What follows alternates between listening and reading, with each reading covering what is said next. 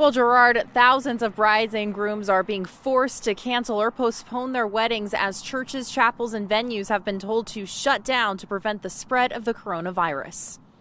Closed doors, chained up buildings. Buildings in downtown Las Vegas, previously bustling with blushing brides, are empty. And happy couples waiting to tie the knot, now tied up in complications and heartache. The destination wedding was way more stress.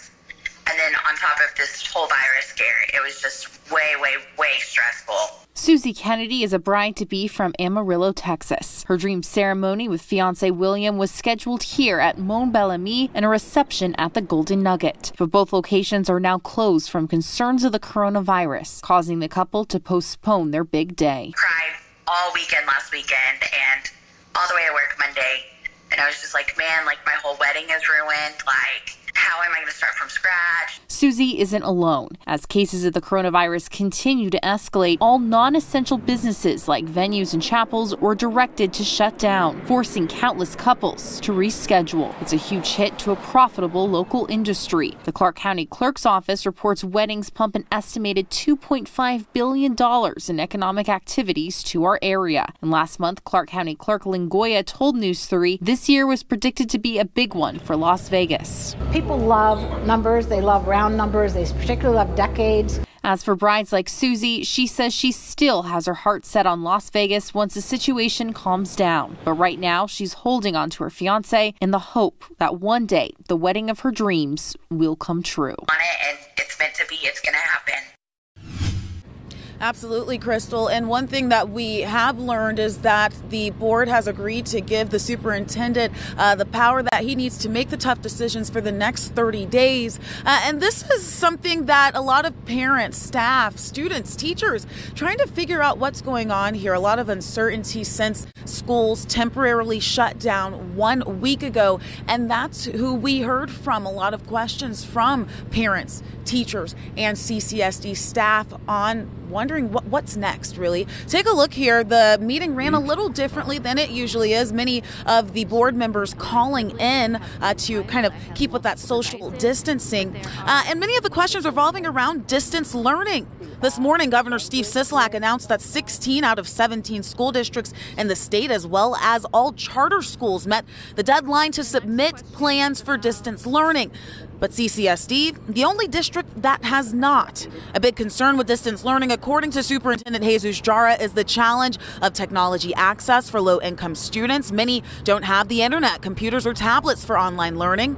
Dr. Jara also said CCSD would struggle to afford an appropriate education for those students with special needs. Right now, CCSD is requiring teachers to check in with students at least once a week via phone or email and encourage students to work if they have access to materials. But according to Dr. Jara, even if all digital learning equipment from schools like Chromebooks were checked out, only 63% of students would have access. Right now, learning materials are available at the CCSD website and distributed at the food pickup locations, but no assignments can be required at this time because of the disadvantage to some of those students. For me to sign off to say that each pupil will have distance learning, that is not something that we can guarantee. We don't have the capacity to mandate because I think that will create more inequities for our children. All right, time now for a segment that's a sports night favorite. I'm talking about Sports Night Spitfire, when your favorite News 3 sports folks get to say it with our chest while speaking from the heart, of course, and doing it at a comfortable social distance from the camera. First up, Amber Dixon. Should I be here right now? I mean, when the state's slogan changed from home means Nevada to stay home for Nevada, and social media is full of images like this, and there are no local sports teams in action because of the coronavirus, should I really be here, or should my butt be at home? Granted, some of the news we've been sharing is important as it relates to the coronavirus's impact on local sports, while some is more entertaining, which at its core is what sports is, and entertainment is what a lot of us need during these heavy times. I'm just torn on whether the service we're able to provide by being physically here is also contributing to the problem. With that said, Many, many thanks to the medical workers battling this on the front lines, the restaurant workers still providing takeout, the staff at stores that are still open, and to the custodians tirelessly working to keep this country clean. Look, guys, if you pay attention to the show, you know exactly where I'm going with tonight's Spitfire. Tom Brady is a Buck. For those of you that don't know, that's my team, and it's hard to believe that it actually happened. I mean, for years, we've been stuck with, well, we're not the Browns at the whole quarterback's position there, but it's still not pretty. So let's count it down. Jameis Winston, Josh Freeman, a little Fitzmagic sprinkled in there, with Josh McCown in the mix as well, Byron Leftwich, Jeff Garcia, Chris Sims, Brian Griese, and we won the Super Bowl with Brad Johnson. Yeah, not a great lineup. Since then, we've gone on a 12-year playoff drought. With the quarterback lineup like that, is it any surprise? Now, look, I know we've had plenty of issues outside of the quarterback spot over the years, but now, with this guy, with Brady in the mix and on this team, and the weapons that he's got at his disposal, I'm not saying we're going to be a Super Bowl favorite, or should we anyway, but I'm just excited for this season, and it's really the first time in a long time that excitement has been actually warranted. So with that, I can't wait for all this corona craziness to end and for Brady and the Bucs to get out there. Oh, and thank goodness that we're getting some new unis, because these things, whew, that's a bad look.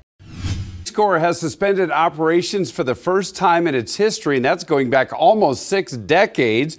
One Nevada native who volunteered with that organization was sent to Albania. Her name is Molly Midaberry, but with the coronavirus outbreak, she was sent back here to Nevada. At first, it didn't seem to be very scary or real until it hit Italy and it was in the news, and how quickly it escalated, spread so quickly, and it became very real when it was so rapidly spreading. Is that your cousin, Chloe? Yes, it is. That's interesting. Yeah. Is that how we got onto this story? Of course. Of course. So I said she was back in Nevada. She will be. She's in Colorado under a 2-week quarantine, but eventually she'll be back here with her family in Reno. Yeah.